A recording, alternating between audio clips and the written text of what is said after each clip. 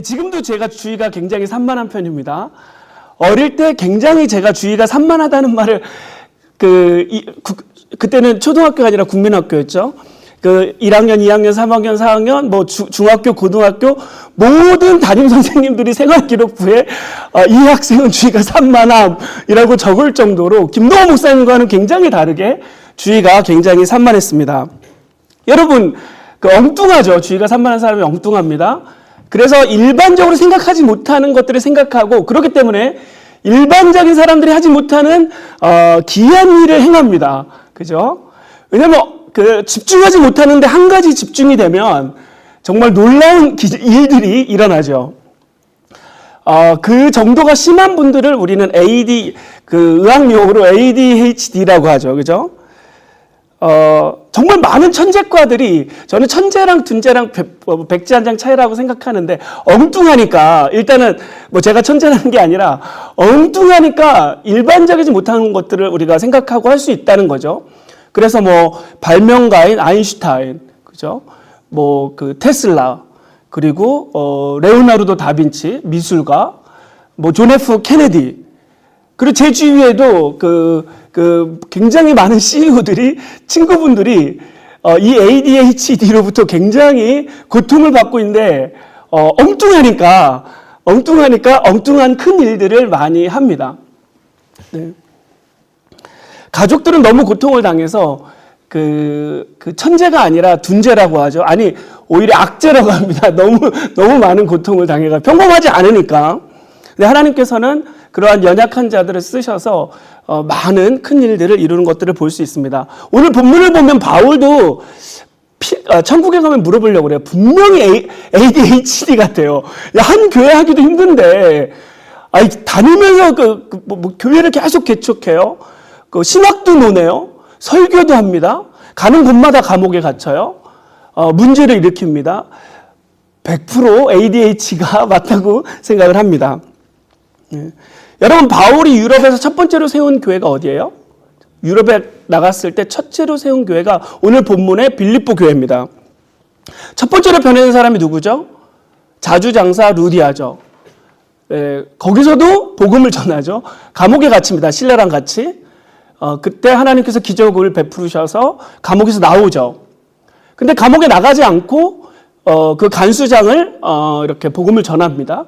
그래서 어쨌든 계속해서 기이한, 보통 일반적인 사람이 할 수 있는 일들이 아닌 연약한 점들을 하나님께서 사용하셔서 예수 중심에 있는 바울을 크게 쓰는 것들을 바라볼 수 있습니다. 어쨌든 빌립보에서도 감옥을 갇히죠. 그리고 현재 이 빌립보 편지를 쓰는 곳도 로마 감옥으로 추정됩니다. 특별히 사도행전 28장에 보면 자기가 이제 곧 처형당할 것을 암시하는 대목이 나와요. 진짜 아마 첫 개척교회, 유럽의 첫 개척교회가 떠올랐던 것 같습니다. 몇 가지 이유, 편지에 쓴 배경은 저희가 말씀을 나누면서 계속해서 보도록 하겠습니다. 어쨌든 빌립보서의 가장 큰 주제는 예수님만 초점을 맞추고 예수만 바라보라라는 부분입니다.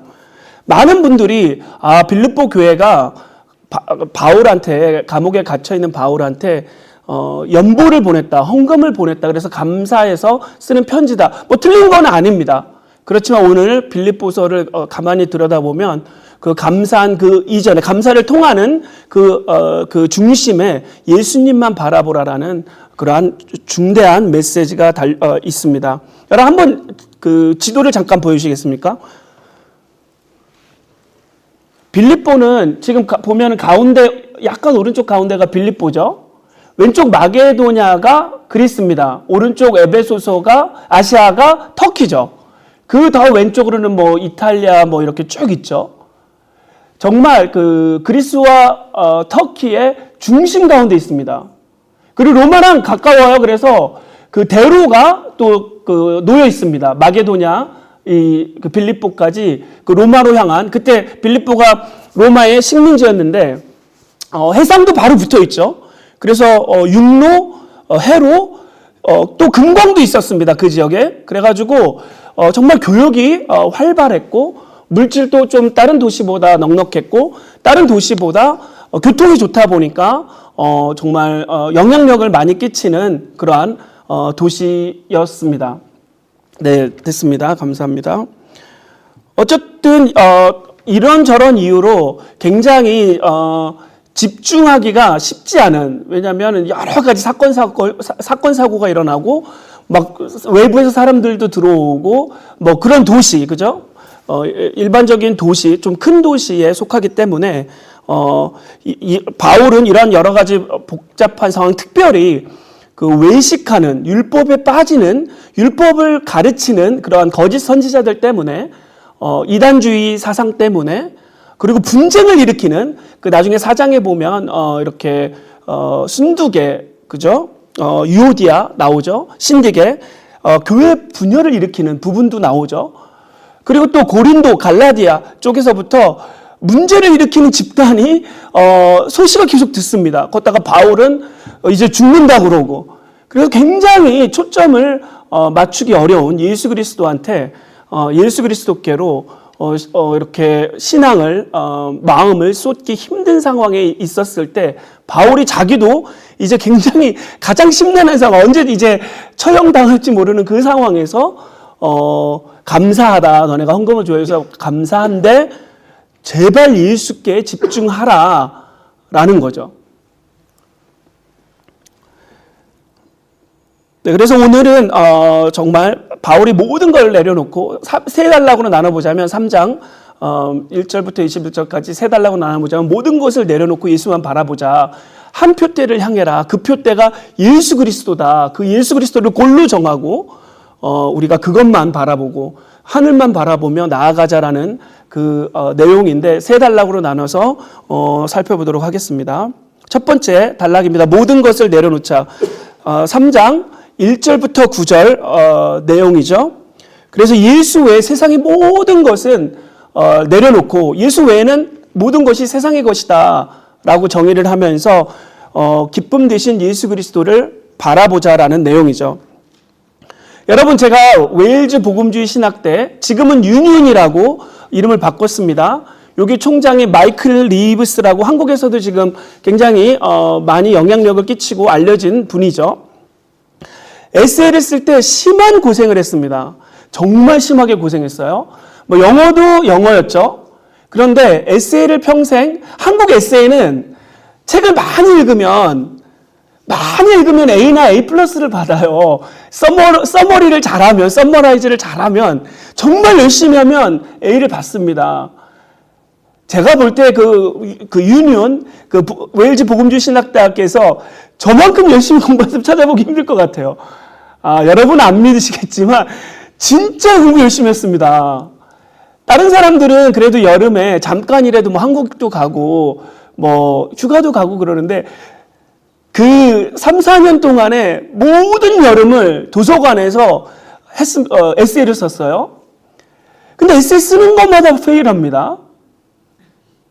희한하지 않아요? 내가 정말 열심히 했는데 다른 사람들 뭐 10권 책 보면 저 30권, 50권씩 봅니다. 정말이에요. 그래서 교수님들이 너 책 그만 너무 많이 본다. 너무 많이 보니까 지금도 저희 창고에 이 책을 어떻게 할지 모르겠어요. 엄청 책을 뭐 도서관에서도 빌려보고 사서 보기도 하고 엄청 봤어요. 근데 페일이에요. 왜 그러죠? 영국에서 공부 잘하시는 분들은 이거의 중요성을 잘 몰라요. 왜냐하면 본인은 너무 익숙하니까. 그렇지만 그 영미권에서 에세이 익숙하지 않은 저로서는 충격이죠. 3학년이 이제 졸업 때가 돼서야 이제 비법을 터득했습니다. 드디어. 내가 왜 에세이를 페일했는지.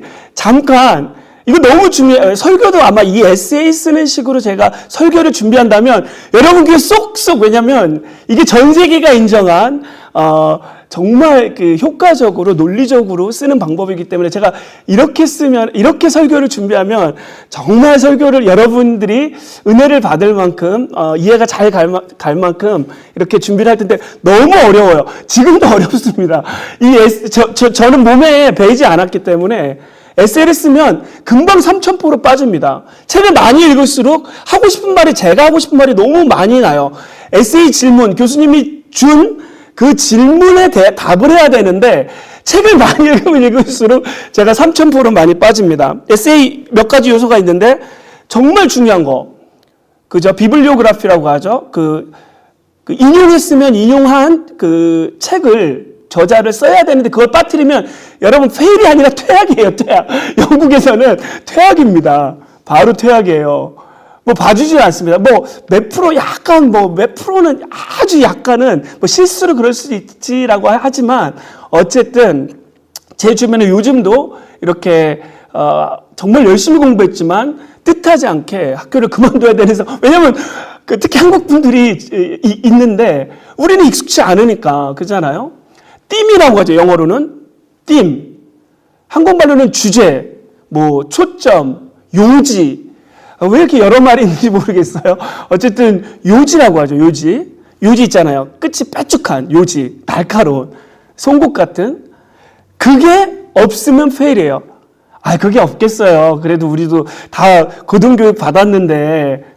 그런데 여러분, 에세이 쓸 때 우리 다 서론, 본론, 결론 쓰잖아요. 근데 이쪽에서 쓰는 거는 형식이 있어요. 예로 서론에도 일반 서술부가 있고, 제너럴 스테이트먼트죠. 그리고 논지 서술부가 있습니다. 그 테시스 스테이트먼트라고 하죠. 일반 서술부는 그냥 생략해도 돼요. 논지 서술부는 앞으로 요지가 들어가 있고, 이 요지를 어떻게 풀어가겠다라고 하는 그 요지 서술부가 빠지면은 안 돼요. 그것도 페일의 요소에 들어갈 것 같아요. 자, 본론에 들어가서 여러 파라그래프가 있잖아요. 뭐 길게 쓸 수도 있고 짧게 쓸 수 있는데 보통 한 문단이라고 그럽니다. 영어로는 파라그래프라고 그러는데 한 문단에도 서론, 본론, 결론이 있어야 돼요.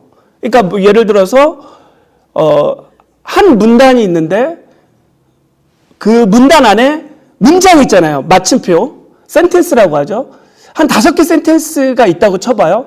그럼 첫째 센텐스는 무조건 요지가 나와야 됩니다. 정의가 나와야 돼요. 데피니션이 나와야 됩니다. 따당 하고 이것은 이거다라고 딱 써줘야 돼요. 보통은 한 문장으로 끝나죠. 한 센텐스로 끝납니다. 그 두 번째부터는 뭐냐면 보조 문장이라고 그러죠. 두세 센텐스, 두세 문장 이상으로 써요. 뭐 많이 쓸 수도 있고 적게 쓸 수도 있는데 보통은 두세 센텐스 문장 이상으로 이루어지죠. 그 요지를, 그 정의를 설명하는 부연 설명, 뭐 이유, 뭐 이렇게 증거, 아규, 그죠? 대립시켜서 보통 그런 걸로 이루어지죠. 뉴스로 비유해서 말씀드리자면 큰 뉴스 있잖아요. 제네럴 뉴스, 막 월드 뉴스, 그 다음에 우리나라 뉴스, 그 다음에 뭐 우리 지역 뉴스, 그 다음에 내 이야기, 그 다음에 아주 전문가 한 사람의 날카로운 발언. 그래서 큰 거부터 항아리 생각하시면 돼요. 점점 좁혀 나갑니다. 자, 그리고 마지막 매진 문장 있죠. 매진 문장은 첫 번째 논제 문장과 완벽히 블록이 맞아 떨어져야 돼요. 그러니까 에세이의 큰 서론과 본론이 똑같아야 되는 것처럼, 블록처럼 맞아 떨어져야 되는 것처럼. 그래서 그냥 말만 약간 바꾸면 됩니다. 말만 약간 바꾸면 되는데 하여튼 이게, 그리고 또 한 센텐스당 한 가지 이상의 아이디어가 있으면 안 돼요. 그러니까 시작부터 각 센텐스부터 이 띵, 요지가 계속 나타나야 되고, 한 가지죠. 그 한 가지 요지가 끝까지 흘러나가야 됩니다. 그러니까 이게 나중에 지금 설교 말씀을 드릴, 이게 에세이 강의가 아니기 때문에 저는 나중에 유튜브를 하려고 그래요. 어떻게 하면 영미권에서 페일하지 않고 쫓겨나지 않고 그래도 잘 점수를 받을 수 있을까라는 거를 저의 아픈 경험을 통해서, 제가 아픔을 통해서 깨달은 거기 때문에 누구보다 쉽게 짧게 가르쳐 줄 수 있을 것 같습니다. 어쨌든 빌립보서에서 바울이 기뻐하라라고 1장부터 얘기를 했는데 끊이지 않고 그 요지를 잊어버리지 않고 계속해서 16번씩이나 끝날 때까지 계속해서 얘기를 합니다. 그래서 많은 분들이 빌립보서의 요지는 핵심은 기뻐하라다.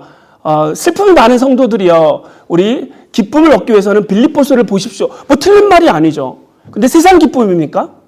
바울이 말하는 기쁨은 예수의 기쁨입니다. 예수 안에서 기쁨입니다. 예수를 목적으로 두는 꼴로 두는 기쁨이죠. 어디서 알 수 있냐면 우리 본문에서 그러니까 3장 1절 한번 읽어보실까요? 네.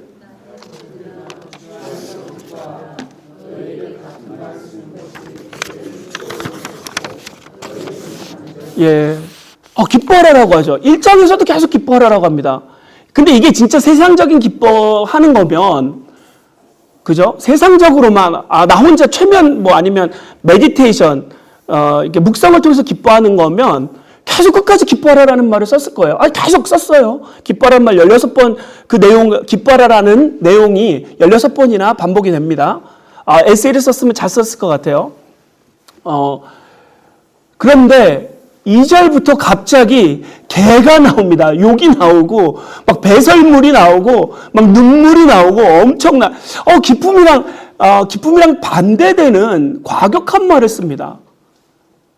이 기쁨은 그냥 우리가 묵상을 통하거나 일반 세상적인 기쁨이 아닌 것을 시사해 주고 있죠. 자, 1장에서부터 3장 1절까지 기뻐하라라고 했다가 갑자기 무드를 바꿔서 톤을 바꿔서 개들을 삼가고 회약하는 자를 삼가고 손 할례당을 삼가라라고 얘기를 하고 있습니다. 바로 지금 예수의 요점이 흐려진 제가 말씀드렸죠. 영미권에서 에세이를 쓰는데 초점이 흐려지면 페일이에요. 페일. 초점이 아무리 한국은 열심히 하면 괜찮습니다. 열심히 하면 괜찮아요. 진짜로. 점수 잘 받아요. 아무리 열심히 해도 페일이에요. 사정을 해도 페일입니다. 거기에 관련된 모든 책을 사서, 제가 엄청 샀다니까 저만큼 책 산 사람이 없어요. 엄청 사서 해도 페일이에요. 한 가지의 요점이 흐릿하면 페일입니다. 바로 페일입니다. 영국은 너무 심해요. 너무 심해. 랜드로버, 벤틀리, 버버리. 한국은 삼성 같은데, 그러니까 이 나라의 성향이 있는 것 같아요. 영미권의 에세이도. 우리는 크면은 이것도 하고 저것도 하고 다 합니다. 다 해요. 가전제품부터 빵도 만들고 다 합니다. 여기는 한우물만 팝니다. 한우물만 봐요. 그래서 망해요. 얘네는 너무 초점이 안 흔들려요. 얘네는. 인간이긴 하죠. 이 사람들도 그렇지만, 한 가지 초점을 향해서 한우물만 파는 게 영국인이죠. 학문도 그렇습니다. 신앙도 그래요. 근데 이 중간을 잘 적절히 조합한 데가 저는 미국이라고 생각합니다. 그래서 크기도 크고 글로벌화 시키고 이 영국에서 이런 좋은 것들을 잘 이렇게 가지고 오기도 하죠. 자, 이 빌립보 교인들이 지리적 상황도 복잡한데 지금 유교적, 외향적, 가시적, 육신적, 유관적인 부분들 너무 많이 영향을 받고 있습니다. 거기다가 바울, 자기의 멘토인 바울은 이제 죽을 위기에 처했죠. 거짓 선지자는 몰려오죠. 분열시키는, 조그만 이슈로 분열하는 사람들은 나타나죠. 이 힘든 상황이죠. 바울은 항상 그래요. 여러분, 우리가 같이 연합했던 리차드 코키 목사님, 영국 교회 복음주의의 교회 가운데 대표적이죠. 지금 새롭게 증축한 건물은 아마 복음주의 내 새롭게 증축한 건물 중에 제일 크게 잘 지은 것 같습니다. 최근에 은퇴를 하셨는데, 뭐라고 말씀을 하셨냐면, 본인은 교회 개척으로 정말 큰 영향을 끼쳤다. 팀 켈러도 마찬가지입니다. 교회 개척으로 정말 많은 영향력을 끼쳤죠. 다른 신학이나 교회도 잘 목회를 하셨지만 교회 개척이 정말 큰 목회였습니다. 그래서 교회가 전부다, 교회 개척해야 된다. 당연히 저도 지금 교회 개척하는 곳 돕고 있습니다. 중국 교회도 돕고, 교회가 정말 얼마나 중요한지 또 나름대로 교회에 대한 에세이도 썼습니다. 정말 생명 걸고 사수를 해야 된다. 그런데 리차드 목사님이 그 교회 하면 떠오르는 그런 영국에서 런던에서 대표 목사님이신 분이, 근데 가만히 보니까 이 던던할드 교회 코미션 교회 개척이 예수님 자체는 아니지 않냐.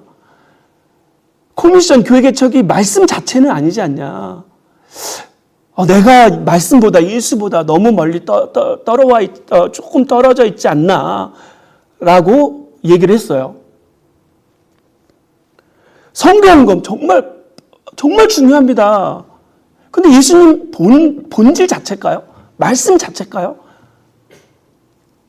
우리가 다시 한번 보아야 될 부분들이 많이 있죠. 예수님도 바울도 담임 목사, 아니면 나는 런던 시티 미션의 CEO, 이런 타이틀 없었어요.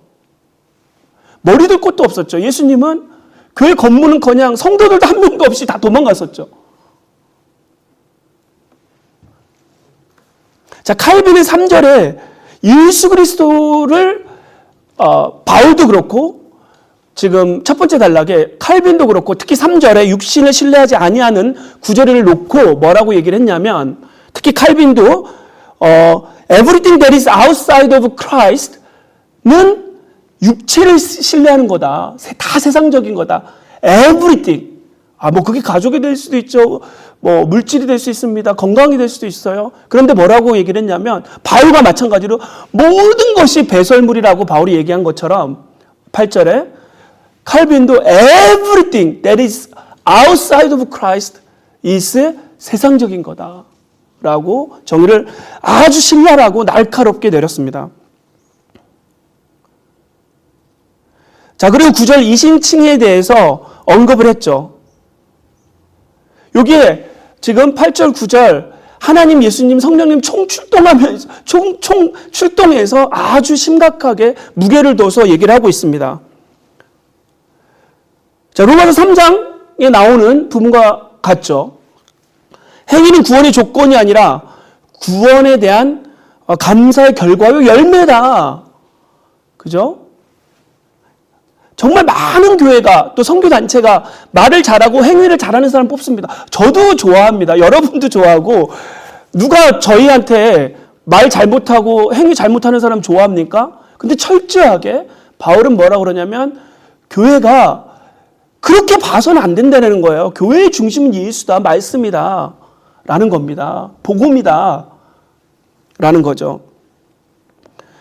로마서 3장 28절, 오늘 본문과 비슷합니다, 맥락이. 그래서 저는 많은 어떠한 신학자들은 이건 바울이 안 썼다라고 주장하지만 문체가 비슷해요. 특히 로마서와 비슷합니다. 특히 로마서 3장 28절 이하에 이미 예수 그리스도를 사랑하는 자, 그 뜻대로 부르심을 입은 자들에게는 이미 택정함을 입었고, 과거형으로 썼죠. 그죠? justified. 이미 칭의를 받았고, 옳다고. 우리가 어떠한 말을 잘못하든지, 어떠한 행동을 잘못하든지, 더 나아가서 성화도 받았고, sanctified. 그죠? 이미 거룩해졌고, 거룩하지 않죠, 우리가.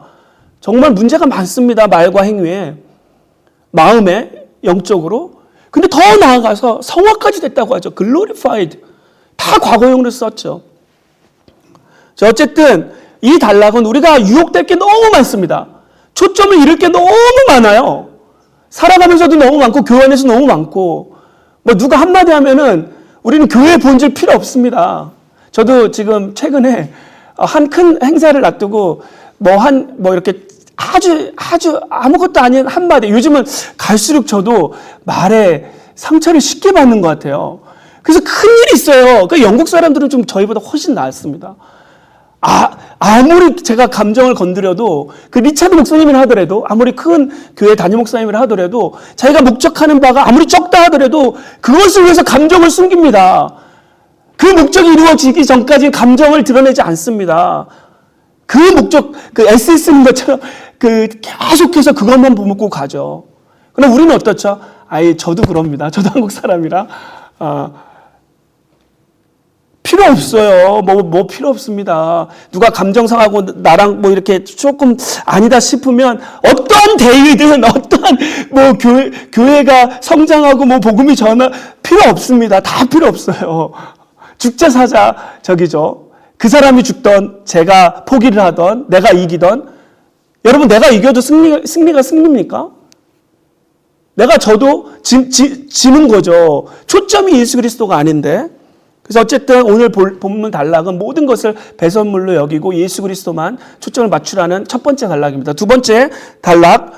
자, 그러기 위해서는 한 목표만 바라보자라고 3장 10절부터 16절까지 얘기를 하고 있습니다.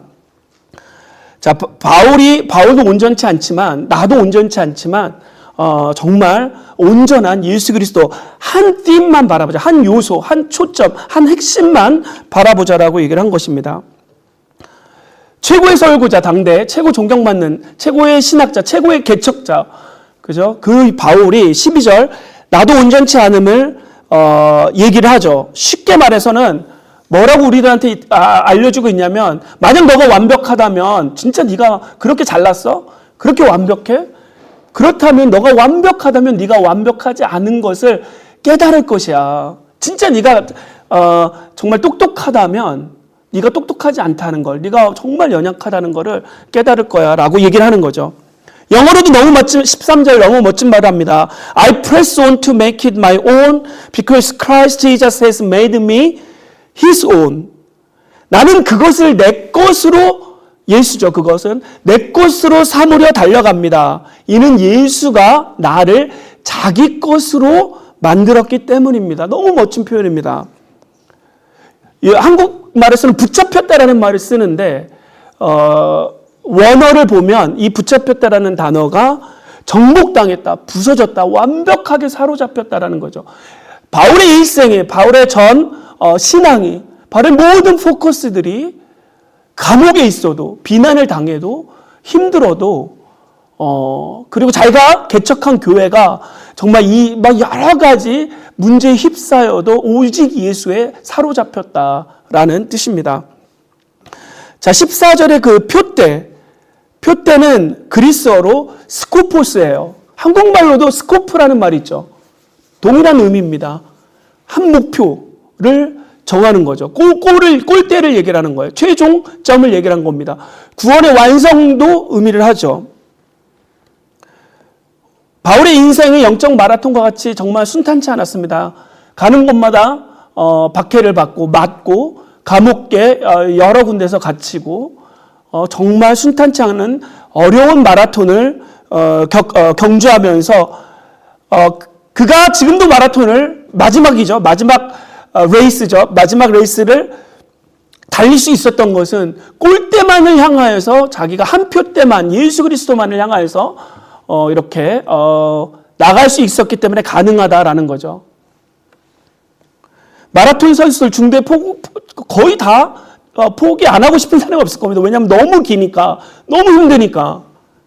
그렇지만 골만을 생각하면서 뛰는 사람들은 그래도 순위에 상관없이 끝까지 뛸 것입니다. 저는 지금 영국에 살면서 많은 가족, 너무 비싸요. 너무너무 비싸요. 월세를 얘기를 해줬더니 한국 분들이 놀래더라고요. 정말 놀래. 대기업에 다니는 분들도 정말 놀래요. 어떻게 사냐고. 그래서 저는 지금 여러분도 그렇고 런던에서 이렇게 살아가면서 정부에 세금도 내고 빌도 내고 이거를 도대체 다른 사람들은 어떻게 살아가지? 라고 생각하듯이 정말 많은 가정들이, 많은 부부들이, 많은 정말 사람들이 예수를 표대로 삼지 않고 예수를 초점으로 맞추지 않고 어떻게 살아갈까?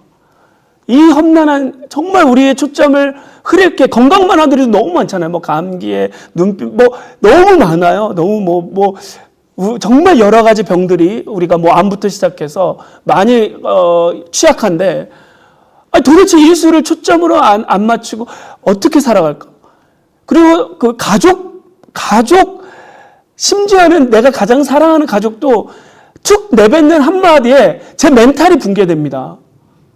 어쩔 때는 나 이거 병원에 가야 되는 거 아니야? 정신 상담을 너무 심한 말을 해요. 가시 같은, 뭐 가족이니까 뭐 풀어지긴 하지만 만약에 다른 사람이 했으면, 이거 큰일 날 정도로 완전 전쟁이 일어날 정도로,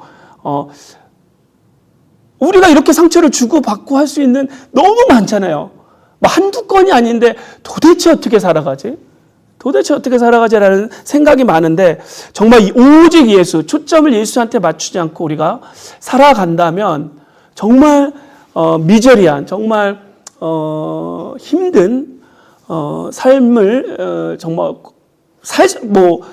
죽을 수는 없으니까 살아갈 수밖에 없다고 생각합니다. 그래서 정말 요즘에 들어서 더욱더 껌껌이 작은 것부터 큰 것까지 다 하나하나 예수님한테 기도하고 예수님만 바라보고 그 에세이 모든 문장과 문단과 서론 본론 결론의 요지가 들어가고 그 각 단락마다 문단마다 그 한 가지 띠이 계속 흘러나는 것처럼 그 조그만 것부터 중간 것부터 큰 것 어떤 건이든 예수 띠이 하나라도 흐트러진다면 내가 에세이에서 페일한 것처럼 인생에 페일하는 거다라는 마음이 요즘 많이 들습니다. 그래서 정말 우리가 어떤 건이든 조그만 건이든 큰 건이든 시작이든 중간이든 마지막이든 우리가 예수 초점을 흐트리지 말고 계속해서 우리의 초점이 되신 우리의 골이 되신 우리의 요지가 되신 예수 그리스도를 바라보기를 원합니다. 우리 마지막 문단입니다. 천국만을 바라보기를 원한다라는 17절부터 21절까지 내용이죠. 우리의 시민권은 천국에 있다라고 얘기를 합니다. 그런데 이 천국 가만히 보면 자 3장 20절 그러나 우리의 시민권은 하늘에 있는지라. 시민권은 우리가 오늘날도 영국에서 살아가는 많은 사람들의 최고의 목적이 시민권이죠. 외국인들이요. 이 시민권은 무엇을 의미하냐면 부와 뭐 교육과 이 평탄한 거, 이 모든 것을 상징하죠. 육체적이 보이는 세상적인 거의 최고봉인을 상징합니다. 근데 이 시민권이 하늘에 있다라고 하면서 그 하늘조차도, 천국조차도 그 천국 그 자체를 가리키는 것이 아닌 것을 알 수 있는 게 그 다음에 이어지는 게 거기로부터 하늘이죠. 구원하는 자, 곧 주 예수 그리스도를 기다리나니. 자, 시민권, 천국, 예수 그리스도를 천국으로 바라보고 곧 그리스도로 바라보고 그 골, 초점, 천국, 예수 그리스도죠. 예수 그리스도를 바라보며 나아간다라는 마지막 문단입니다.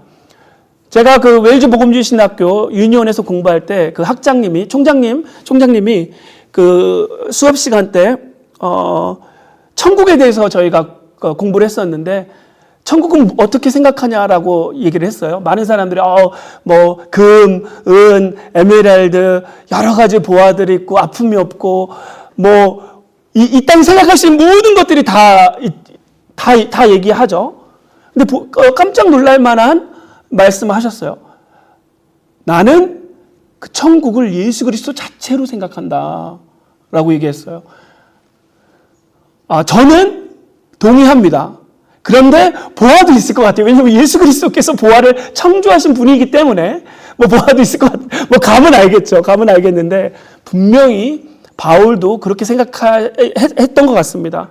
그 정말 시민권, 그 위에 있는 천국, 그 위에 있는 그 본질, 그 천국의 본질, 요지 되시는 그 예수 그리스도를 기다린다라고 얘기를 했습니다.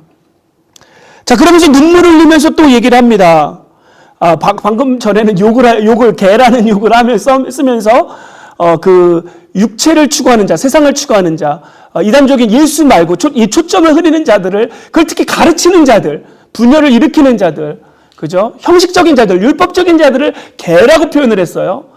엄청 욕을 먹었을 것 같아요. 착한 성도님들한테 특히 고상한 말, 행동 이런 걸 좋아하시는 그런 분들한테 목회자가 돼서 선교사가 돼서 그게 욕을 하면 되냐라고 했는데 거침없이 그러한 이단 사상, 교회를 분열하는 사람들, 율법주의자들, 예수 말고 초점을 흐린 사람들은 거침없이, 왜냐하면 영생에 관련된 거기 때문에 개라는 표현을 썼고 그 다음에 그 성도들에 대해서 눈물을 흘립니다. 내가 여러 번 너희에게 말하였거니와 지금도 눈물을 흘리면서 말하노니 여러 사람들이 그리스도의 십자가의 원수로 행하느니라 라고 얘기를 하면서 왜 내가 여러 번 얘기를 했는데 여러 번 이런 얘기도 하고 눈물도 흘리고 정말 여러 번 얘기를 했는데 왜 너네도 거기에 휩싸이냐? 왜 너네도 말, 행동, 이런 것들을 휩싸이냐? 왜 분쟁에 휩싸이냐? 왜 초점을 흐트리냐? 너 페일이야. 그냥 페일이 아니죠. 영원한 페일이야. 영원한 페일이야. 라고 얘기를 합니다. 이전에는 로마 카톨릭 시대, 성공의 초기 시대, 건물이 교회라고 생각했습니다. 건물이, 그죠? 구원의 장사라고 생각했습니다. 근세기 들어와서는, 아예 건물에 없어도 우리가 가정에서 예배드리던, 이렇게 건물에서 예배드리던 우리가 모인 곳이 교회야. 우리를 너무 강조했어요. 바울은 뭐냐? 예수 그리스도야. 요지를 빠뜨렸어. 두세 사람이 모여도, 그죠?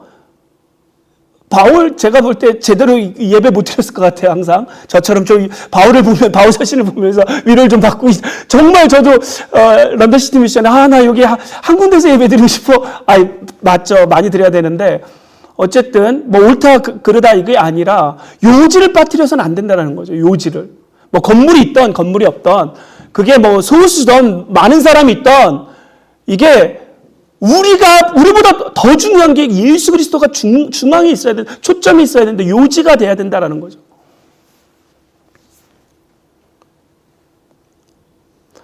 바울은 원수라고 합니다. 이 원수가 누구죠? 방금 말씀드렸죠. 근데 또 한편으로는 제가 생각을 해보니까 정반대로 은혜를 받았다. 그때 당시 그런 부류도 있어요.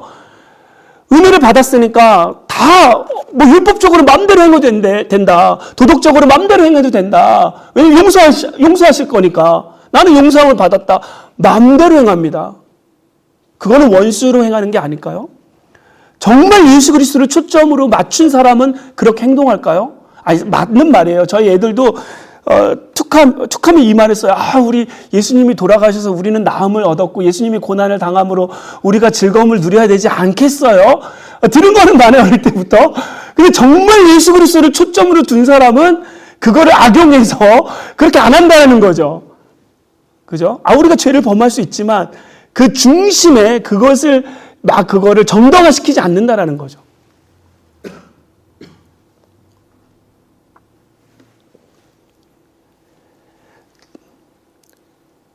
여러분, 내 정신을 주님 외로 사로잡지 않는다면 나는 지는 것임을, 이겨도 지는 것임을 말씀을 드렸습니다. 이게 먹거나 마시거나, 바울이 먹거나 마시거나, 그죠? 잠을 자거나 일어나거나, 뭐를 해도 주의 영광을 위해서 그 초점이 절대 흐트러지지 않았어요. 주님으로 볼 때는 A 플러스죠. A 플러스예요.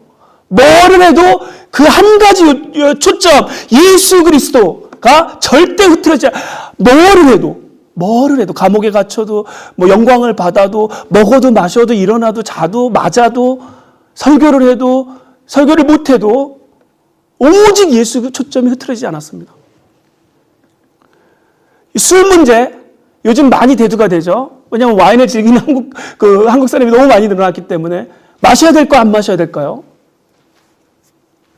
존 파이퍼가 저희 코미션 저희 다 갔었죠. 저희 교회 그때 수련회 때 와서 술이 있는 거 보고 영국 사람들 너무 초점을 잘 맞추고 너무 논리적이고 성경적이니까 초점이 흐트러지지 않으니까 너네는 마셔도 돼. 그렇지만 우리 미국인들은 특히 나는 좀만 하면 초점이 흐트러지니까 나는 안 마시는 게 좋아. 저도 저희가 영국 교회 이렇게 하기 전에는 한 잔도 안 마셨죠. 쳐다도 보지 않았죠. 안 마시는 게 좋다고 생각합니다. 왜냐하면 안 마시는 게 좋다고 생각해요. 초점은 흐트러질 수 있으니까. 그렇죠? 근데 안 마시든 마시는 게 좋아. 마셔야 돼. 영국 많은 교회들은 안 마시면은 사역이 안 되는 교회가 많아요. 그죠? 좀 상류층, 중상층 이상에서는. 그래서 마셔야 돼. 한국 쪽에서는 안 마셔야 돼. 아니, 그 중심이 뭐죠? 마시더라도 예수님 위해서는 취하지 않고 마셔도 괜찮다고 존 파이퍼가 얘기했어요. 존 파이퍼가. 존 파이퍼가 얘기했어요. 저한테 따지시지 마시고, 마시더라도 예수님을 위해서, 안 마시더라도 예수님을 위하면 괜찮다라는 거죠. 어느 정도 이제 말씀을 저는, 마시지 마세요. 안 마시는 게 좋습니다. 마시지 마세요. 조금이라도 우리가 초점을 흐트리지 말아야 되니까. 자, 말씀을 마치도록 하겠습니다. 정말 예수만을 바라보기를 원합니다. 정말 우리 눈앞에 초점을 흐트릴 것이 너무너무 많이 있습니다. 돈, 건강, 자식, 관계, 교회 안에서도 너무너무 많아요. 교회 안에도. 선교단체 안에도 초점을 흐트러뜨리는 게 너무너무 많습니다. 너무 많습니다. 우리가 흐트러뜨리는 순간 뭐죠? 에세이로 표현하면 페일이에요, 페일. 상관없어요. 내가 이기든. 내가 싸워서 이겼어. 내가 쟁취했어. 그게 일수가 초점이 아니라면 진 거예요. 인생 정말 쉽지 않습니다. 마라톤처럼 깁니다. 매 순간순간 어려운 것이 계속 닥칩니다. 관계, 문제, 건강, 물질 정말 많습니다. 가족까지도 힘이 될 때가 많지만 정말 많이 있습니다. 우리 초점 대신 예수 그리스도를 한순간도 놓지 말고 정말 모든 것을 그저 사도 바울이 자기가 배운 학문, 저도 처음에는 오순절이었어요. 정신병원에 갈 정도로 영적인 거에 병자도 고쳤습니다. 병자도 고쳤어요. 진짜예요. 그리고 영국에 와서 복음지 타버나클, 스펄전, 신학교, 유니온, 코미션, 복음주의의 최고라고 하는 보수에서 또 했어요.